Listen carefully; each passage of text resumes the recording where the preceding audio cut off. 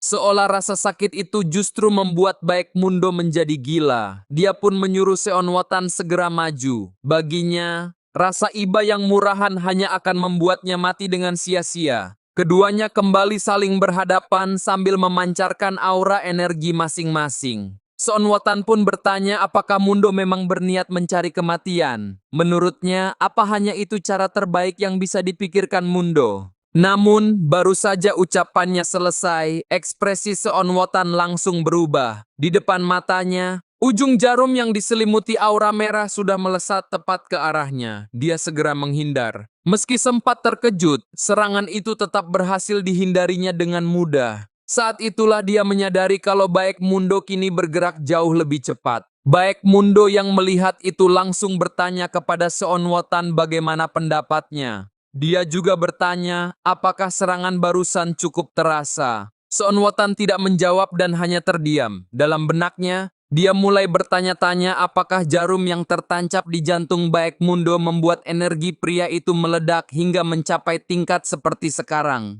Tepat di hadapan Seon Wotan, Baek Mundo menggunakan skill combine, apothecary skill, red blood needle. Skill itu memanfaatkan energi yang menyerupai darah lalu membentuknya menjadi sebuah jarum. Tak lama kemudian, Baek Mundo langsung menerjang ke arah Seon Wotan sambil melancarkan rentetan serangan mematikan. Beberapa di antaranya berhasil menghantam monster yang berdiri di depannya. Namun, Seon Wotan justru tersenyum puas setelah menerima serangan itu. Dia merasa semakin terhibur oleh setiap serangan yang dilancarkan Baek Mundo. Di tengah pertarungan, Seon Wotan mengatakan bahwa Baek Mundo memang bajingan yang kurang ajar. Ternyata selama ini dia sengaja menyembunyikan taringnya. Mendengar ucapan itu, Baek Mundo hanya tersenyum tipis sebelum bertanya apakah sekarang Seon Wotan mulai merasa takut. Sambil bersiap melancarkan serangan balasan, Seon Wotan mengatakan bahwa hal itu jelas tidak mungkin.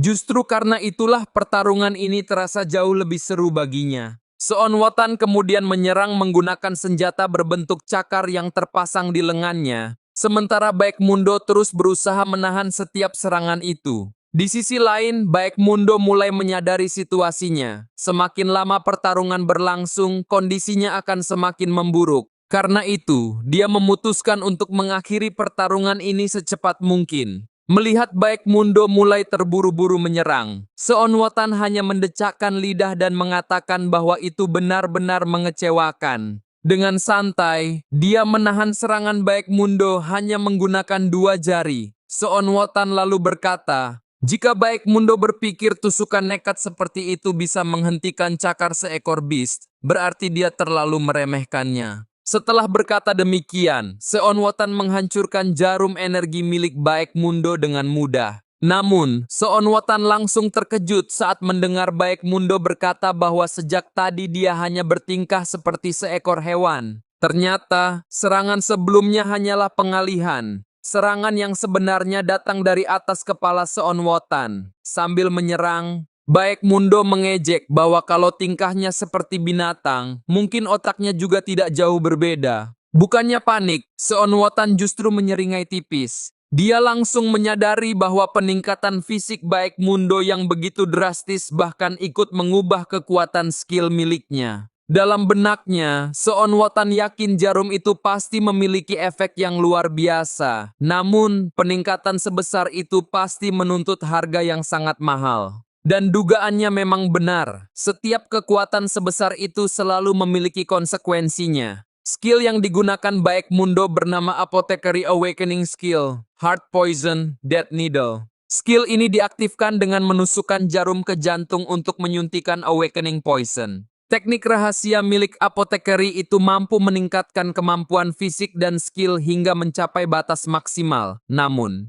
seiring racun terus menyebar ke seluruh tubuh, teknik tersebut berubah menjadi teknik kematian ganda yang pada akhirnya juga akan membunuh penggunanya sendiri. Baek Mundo sendiri tidak pernah membayangkan harus menggunakan skill ini, bahkan sekalipun sepanjang hidupnya. Di tengah pertarungan sengit itu, Baek Mundo kembali teringat percakapannya dengan Jin Gwon. Saat itu, dia sempat bertanya bagaimana caranya menjadi lebih kuat. Mendengar pertanyaan itu, Jin Guan justru balik bertanya tentang transformasi yang pernah digunakan Baek Mundo saat bertarung melawannya. Menurutnya, Baek Mundo tinggal memakai skill itu lagi. Baek Mundo lalu menjelaskan bahwa transformasi tersebut hanya bisa digunakan dengan mengonsumsi mana stone. Skill itu juga hanya dipakai ketika dia menghadapi musuh yang benar-benar tidak sanggup diatasinya. Sambil menyilangkan tangan di depan dada, Baek Mundo mengatakan kalau semua mana stone miliknya sudah habis. Sebenarnya dia masih memiliki satu teknik terakhir,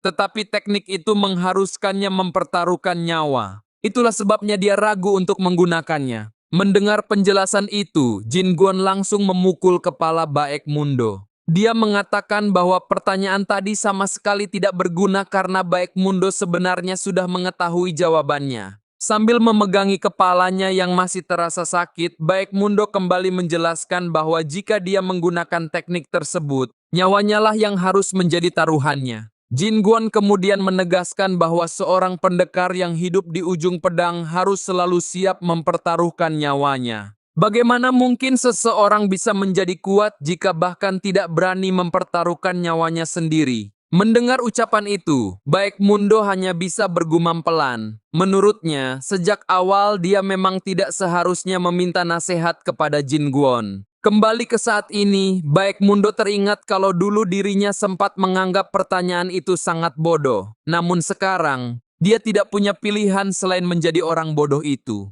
Sambil tersenyum tipis, Baek Mundo menyuruh Son Wotan untuk mempertaruhkan nyawanya. Sesaat kemudian, dia mulai mengaktifkan teknik yang sejak awal tidak pernah ingin digunakannya. Teknik itu menggunakan nyawanya sendiri sebagai sumber tenaga, menjadikannya serangan nekat yang telah melampaui batas. Baek Mundo pun melepaskan serangan pamungkas sekaligus serangan terakhirnya, Apothecary Skill, Life Ending Needle. Dalam benaknya hanya ada satu tujuan, serangan itu harus mengenai Son Wotan. Namun serangan itu dipatahkan Son Wotan dengan sangat mudah. Kenyataan pahit pun tidak bisa dihindari. Tembok kekuatan seorang rank A memang belum mampu ditembus. Son Wotan lalu bersiap mengaktifkan Beast Warrior Skill, Wolf Hunt, sambil menatap Baek Mundo. Dia mengatakan bahwa tidak ada pemangsa yang mempertaruhkan nyawanya hanya demi seekor mangsa. Di sisi lain, tubuh Baek Mundo sudah dipenuhi luka dan nyaris tidak mampu bergerak. Melihat kesempatan itu, Son Wotan langsung menerjang sambil berteriak bahwa kali ini dia akan mencabik-cabik Baek Mundo. Layaknya binatang buas yang sedang memburu mangsanya, Son Wotan terus menyerang sambil tertawa lebar. Sementara itu, Baek Mundo hanya bisa terus menghindari setiap serangan yang datang.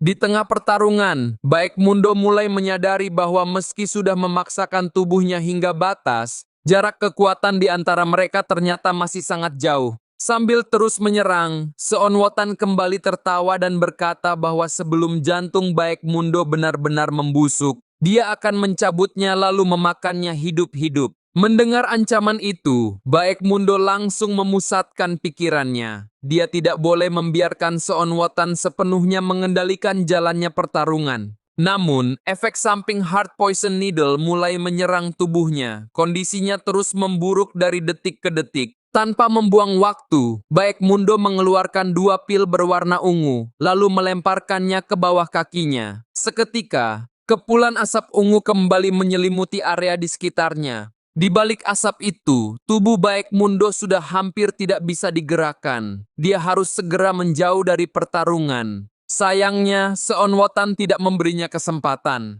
Dia langsung mencekik leher Baek Mundo sambil mengatakan bahwa trik murahan yang sama tidak akan berhasil untuk kedua kalinya. Menurutnya, sekarang sudah waktunya mengakhiri semuanya. Melihat ekspresi bingung Baek Mundo, Son Wotan menjelaskan bahwa indranya kini 5 kali lebih tajam daripada hunter biasa. Sejak awal dia sudah mengetahui posisi Baek Mundo, tetapi sengaja membiarkannya terus bermain. Bagi Son Wotan, pemangsa sejati harus memberikan harapan sekaligus keputusasaan kepada mangsanya. Sambil menatap dingin, dia mengatakan bahwa dengan cara itulah perburuan menjadi jauh lebih menyenangkan. Mendengar ucapan itu, Baek Mundo hanya bergumam bahwa Son Wotan benar-benar sudah gila. Dalam benaknya, Baek Mundo mulai bertanya-tanya apakah inilah akhirnya. Bahkan tanpa Son Wotan sekalipun, Waktu memang tidak pernah berpihak kepadanya. Kalau sejak awal dia tahu akan mati seperti ini, mungkin dia seharusnya menjalani hidup dengan cara yang lebih baik. Sepanjang hidupnya, Baek Mundo hanya tahu cara menipu orang. Ironisnya, saat akhirnya mencoba melakukan hal yang benar, dia justru berakhir seperti ini. Padahal imbalannya pun tidak seberapa. Meski begitu, bertemu dengan Jin Guon tetap menjadi salah satu hal yang paling berkesan baginya. Diam-diam, dia mengakui kalau pernah menikmati waktu bersama para bajingan itu. Tiba-tiba, wajah konyol Jin Guon muncul di benaknya. Di ambang kematian, Baek Mundo malah berteriak kesal. Dari sekian banyak hal yang bisa diingat, kenapa justru wajah Jin Guon yang sedang mengupil yang muncul terakhir? Melihat tingkah itu, Seon Wotan bertanya apakah Baek Mundo akhirnya kehilangan akal karena ketakutan. Namun, menurutnya itu sudah tidak lagi penting. Sesaat kemudian, Seon Wotan membuka mulutnya lebar-lebar, bagaikan seekor singa yang siap menerkam mangsanya. Baek Mundo kembali terdiam. Dalam hati, dia mulai menerima ajal yang sudah ada di depan mata. Namun, satu hal masih terus mengganggunya. Kenapa justru para bajingan itu yang menjadi kenangan terakhir di hidupnya? Semakin dipikirkan, Baek Mundo malah semakin kesal. Dia bergumam bahwa semua ini terjadi gara-gara mereka. Dan yang paling membuatnya jengkel,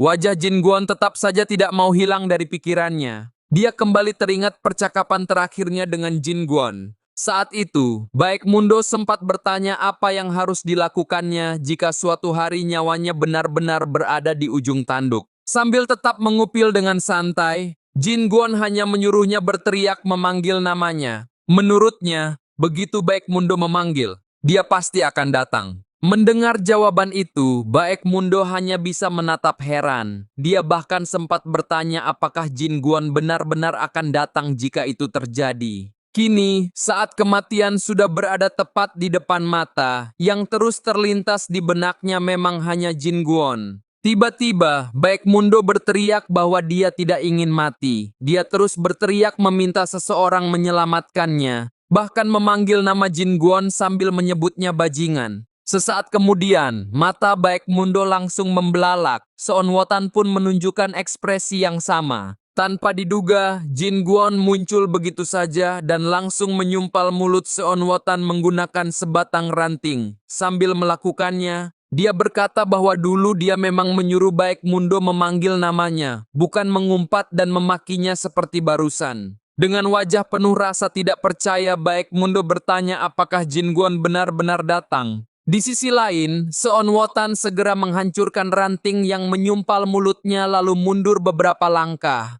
Dia juga melempar tubuh Baek Mundo untuk menciptakan jarak sambil berusaha memahami situasi yang tiba-tiba berubah. Jin Guon sendiri hanya berkata santai bahwa dia sudah bertarung mati-matian menembus neraka demi menyelamatkan Baek Mundo. Masa balasan yang diterimanya malah seperti ini. Dia lalu menambahkan bahwa urusan dengan Baek Mundo akan dibereskannya nanti. Bukannya menjawab, Baek Mundo malah balik bertanya apa yang sebenarnya terjadi pada lordnya itu. Dari manapun dilihat, tubuh Jin Guon penuh luka dan wajahnya dipenuhi memar. Tanpa mengalihkan pandangannya dari Seon Wotan, Jin Guon bertanya apakah orang itulah yang sudah mengganggu Baek Mundo dan juga Alice. Setelah itu, Jin Guon melangkah ke depan sambil menyuruh Baek Mundo beristirahat saja. Meski wajahnya penuh luka memar, Jin Guon tetap menatap Seon Wotan dengan tenang. Dia mengatakan bahwa sekarang dia akan menunjukkan apa akibatnya jika seekor bis berani memperlihatkan taringnya kepada manusia. 1 jam sebelumnya, sebuah pintu besar berwarna hitam yang tebal dan kokoh tiba-tiba dihantam dari luar dengan kekuatan luar biasa. Tak lama kemudian Jin Guon muncul dengan santai. Dia melempar pintu besar itu sambil berkata bahwa pemilik tempat ini seharusnya lebih rajin melumasi pintunya karena engselnya sampai patah. Di dalam ruangan, pemimpin paviliun, Ing Fragrance Nan Hyang, menyambut kedatangannya sambil mengucapkan selamat datang kepada sang pahlawan hebat. Dia juga bertanya apakah Jin Guon sudah menikmati keramah tamahan yang mereka siapkan. Jin Guon menjawab bahwa anggurnya memang sangat enak. Bahkan, anggur itu bisa membuat Nan Hyang tidak sadar ketika semua orang di sekelilingnya sudah mati. Karena itulah dia sudah membawa obat yang ampuh dan mengajak Nan Hyang untuk ikut meminumnya tanpa perlu sungkan. Mendengar itu, Nan Hyang hanya tersenyum. Dia mengatakan bahwa Jin Guan memang baik hati. Sebagai balasan, dia juga sudah menyiapkan hadiah untuk sang pahlawan. Menurutnya, pertemuan seperti ini pantas diiringi sebuah nyanyian yang indah. Dia pun bertanya bagaimana pendapat Jin Guan. Dalam benaknya, Nan Hyang mengingat informasi yang diterimanya. Jin Guan seharusnya hanyalah seorang hunter pemula yang baru saja mencapai rank B. Namun, dia sama sekali tidak bisa merasakan mana dari tubuh Jin Guan. Itu berarti Jin Guan bukan orang biasa, sekaligus bukan hunter pada umumnya. Terlebih lagi, Jin Guan baru saja menghancurkan pintu mithril dengan tangan kosong. Padahal pintu itu dibuat dari bahan yang memiliki ketahanan setara besi dingin berusia ribuan tahun. Sambil mengepalkan tangan, Jin Guan berkata bahwa sebaiknya Nan Hyang menyanyikan lagu favoritnya sendiri. Karena itu mungkin akan menjadi lagu terakhir yang dinyanyikannya. Melihat energi yang dipancarkan Jin Guan, Nan Hyang akhirnya menyadari bahwa lawannya adalah seorang martial artist. Kini dia juga mengerti mengapa dirinya diperintahkan untuk mengawasi pria itu. Nan Hyang lalu meminta izin untuk mempersembahkan sebuah lagu. Lagu itu bernama Nyanyian Penguburan. Begitu kalimat itu selesai diucapkan, serangan Nan Hyang langsung melesat dan memercikan cairan berwarna ungu. Dengan gerakan yang begitu cepat, dia melewati Jin Guan sambil melepaskan serangannya. Sambil tersenyum meremehkan, Nan Hyang berkata bahwa Jin Guan bahkan tidak mampu menghindari serangan kejutan sesederhana itu. Dia juga mengatakan bahwa Jin Guan benar-benar masih pemula. Sengaja dia tidak langsung mengincar titik vital agar Jin Guan bisa menikmati penderitaannya sedikit demi sedikit. Namun sesaat setelah mengucapkan itu, ekspresi Nan Hyang langsung berubah. Ternyata Jin Guan sama sekali tidak terkena serangan tersebut. Dengan santai, Jin Guan malah mengatakan bahwa dia sudah membawa jus buah delima karena minuman itu bagus untuk memulihkan mabuk. Dia lalu bertanya apakah Nan Hyang tidak menyukai rasa asam, atau jangan-jangan Nan Hyang memang tipe orang yang pilih-pilih makanan.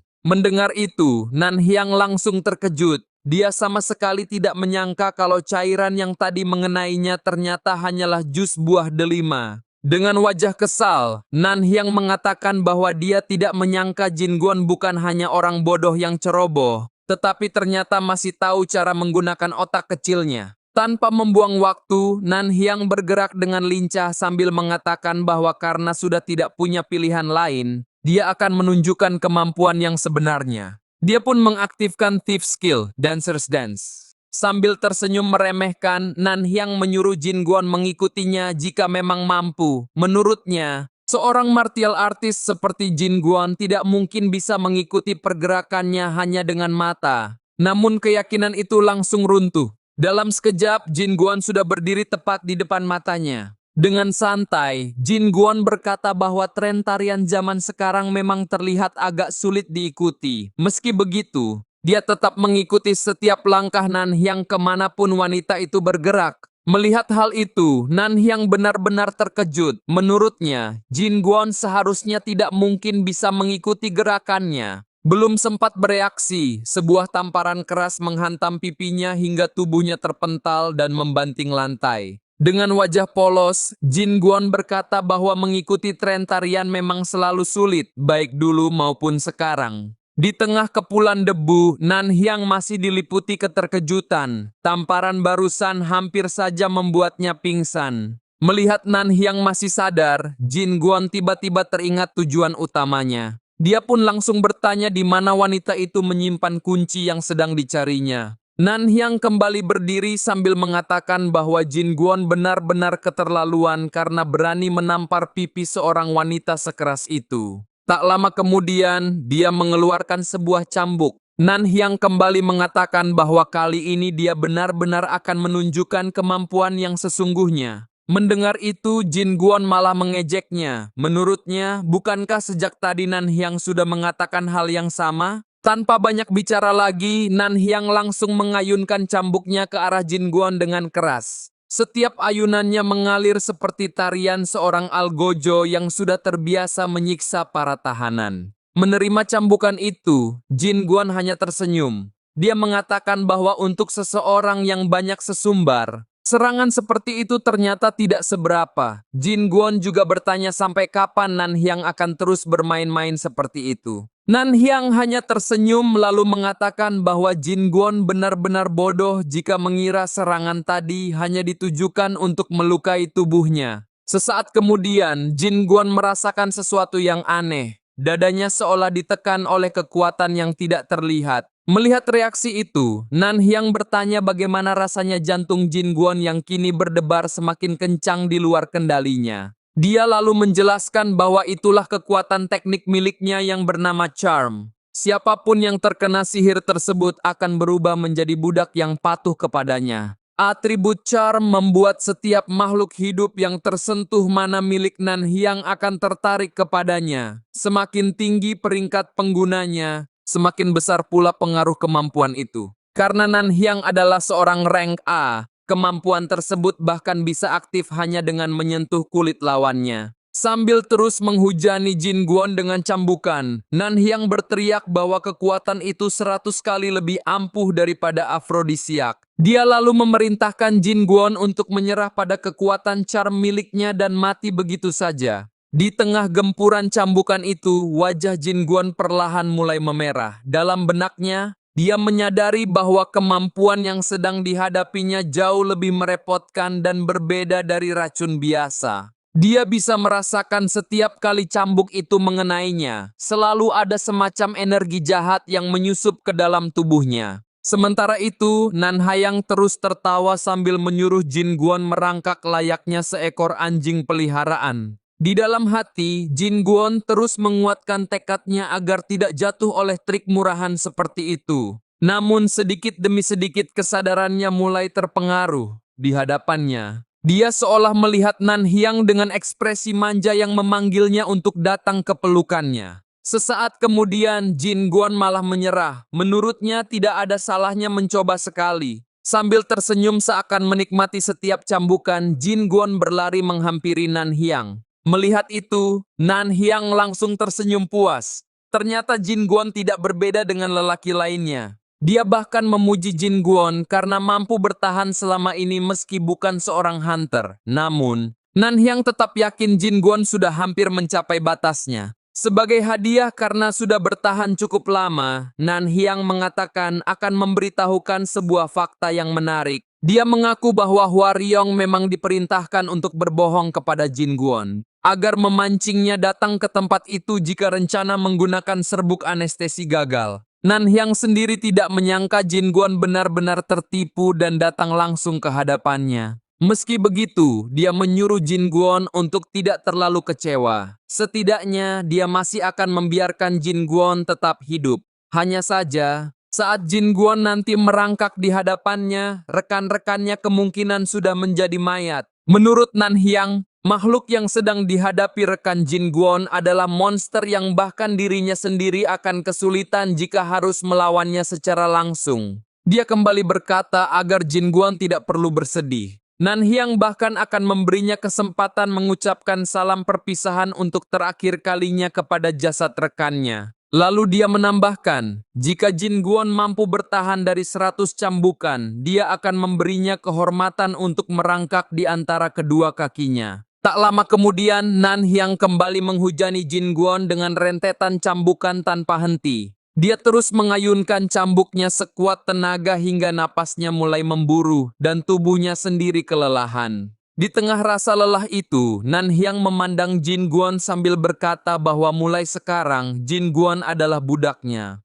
Akan tetapi, Nan Hyang langsung terkejut. Dia merasa heran karena suara cambukan masih terus terdengar, padahal tangannya sudah berhenti mengayun. Tiba-tiba, di tengah kepulan asap, Jin Guan bangkit berdiri sambil berkata bahwa pepatah orang tua memang tidak pernah salah. Dengan wajah yang sudah dipenuhi memar, Jin Guan mengatakan bahwa wanita cantik memang selalu memiliki duri. Melihat wajah Jin Guan, Nan Hyang benar-benar tercengang. Dalam benaknya, pria itu pasti sudah gila. Demi melepaskan diri dari pengaruh charm, Jin Guan bahkan menampar wajahnya sendiri dengan keras hingga kembali sadar. Tanpa membuang waktu, Jin Guan langsung mencengkeram pergelangan tangan Nan Hyang. Saat melihat telapak tangan Jin Guan mulai terangkat, Nan Hyang langsung berbicara dengan nada gugup. Dia bertanya apa yang ingin dilakukan Jin Guan dan berharap pria itu tidak berniat menampar pipinya lagi. Dengan santai, Jin Guan menjawab bahwa kebaikan memang pantas dibalas 2 kali. Begitu juga dengan balas dendam, tentu harus dibalas 2 kali lipat. Waktu pun kembali ke masa saat ini.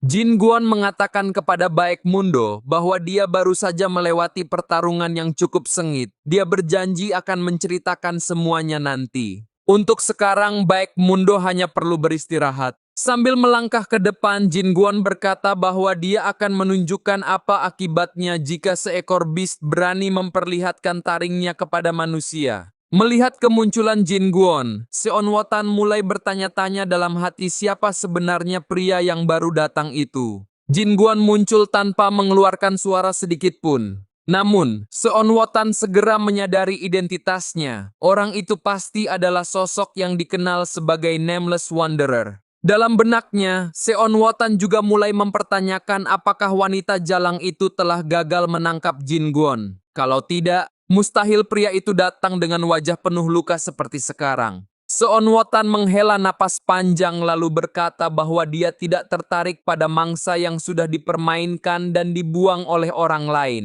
Karena itu, dia menyuruh Jin Guan menyerah saja. Jin Guan hanya tersenyum tipis. Menurutnya Seon Wotan terlalu banyak bicara omong kosong. Dia bahkan menyuruh Seon Wotan menutup mulutnya karena setiap kali berbicara bau mulutnya terus tercium. Mendengar ucapan itu, Baek Mundo langsung menyela. Menurutnya, mungkin itu memang karena Seon Wotan memiliki atribut beast. Baek Mundo menjelaskan bahwa atribut seorang hunter biasanya terwujud sesuai bakat dan keinginan yang dimiliki orang tersebut. Selama pertarungan tadi, Seon Wotan terus menggonggong seperti binatang, bahkan aumannya juga sangat keras. Menurut Baek Mundo, biasanya semakin keras gonggongannya, justru semakin penakut sifatnya. Sebagai contoh, dia mengatakan bahwa Seon Wotan tidak jauh berbeda dengan seekor Chihuahua. Mendengar percakapan mereka yang seolah terus mengejeknya, Seon Wotan semakin murka. Dia mengatakan bahwa dirinya sudah berbaik hati memberikan pengampunan, tetapi Jin Guan justru memilih memohon untuk mati. Aura mengerikan pun mulai menyelimuti tubuhnya. Seon Wotan mengatakan bahwa dia akan merobek rahang Jin Guan, lalu memakannya hidup-hidup. Sesaat kemudian, Seon Wotan mengaktifkan Beast Warrior Special Skill, Primeval Wildness.